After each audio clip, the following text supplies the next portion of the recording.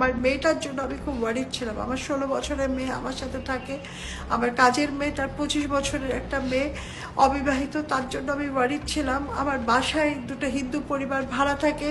So কি হবে, আমি রিভোল্ট করলে অ্যাটাক করবে না কি করবে আমরা জানি না। তুরিন আফরোজ আন্তর্জাতিক অপরাধ ট্রাইব্যুনালের সাবেক পাবলিক প্রসিকিউটর।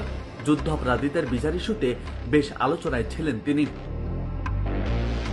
কোটা সংস্কার আন্দোলনে 5 আগস্ট শেখ হাসিনা সরকারের পতনের পর হামলা হয় ব্যারিস্টার তুরিন আফরোজের উত্তরার বাসায়। বাড়িঘর ভাঙচুর সহ শারীরিকভাবে ব্যাপক নির্যাতন চালানো হয় তুরিন আফরোজের উপর। সেদিনের নির্যাতনের বেশ কিছু ছবি এসেছে গণমাধ্যমে।